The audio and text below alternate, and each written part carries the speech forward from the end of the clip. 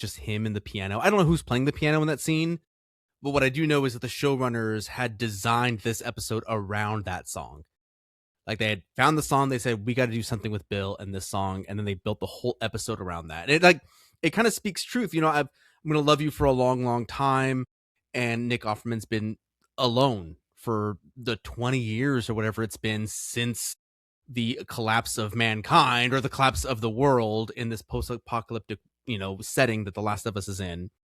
And then to be that vulnerable in front of a stranger who's very charismatic.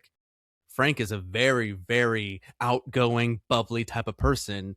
Nick Offerman plays a grumpy, don't touch anything. I don't know.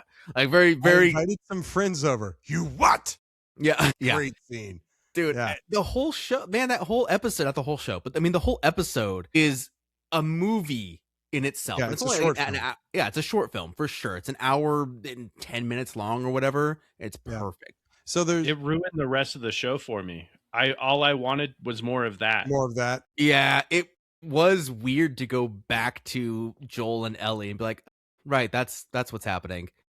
But it's a great way that they pulled a short film out of really an undeveloped character and a character that we were talking earlier you only read notes about.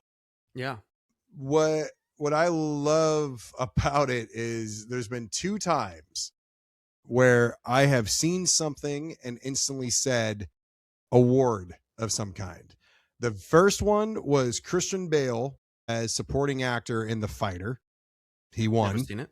Fantastic. Great movie. And when I watched this for the first time, I'm like, if Offerman doesn't get a fucking Emmy for this, like Jesus Christ.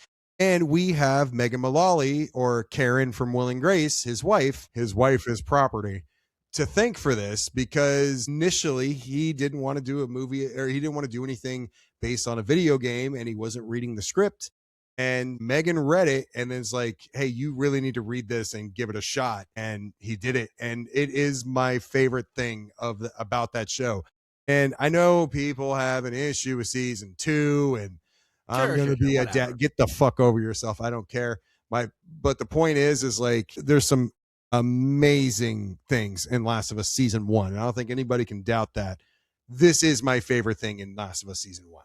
And I believe when Joel and Ellie, the show begins with them and ends, or the episode with Nick Offerman begins and ends with them. And I think as they're driving away, Ellie puts the tape in and this song plays. Yeah. That sounds right. Yeah. It's I love the idea of directing episode, whether it's an episode of a show or a movie like Guardians of the Galaxy, around a soundtrack. It just brings something different out. The new Batman with Robert Pattinson was by Nirvana, basically, primarily the theme song to that movie, which was Something in the Way.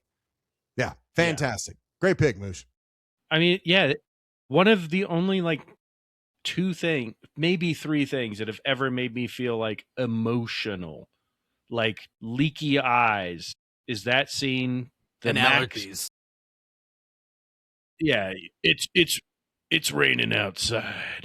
It's raining in my face right now. I don't know what to tell you. Yeah.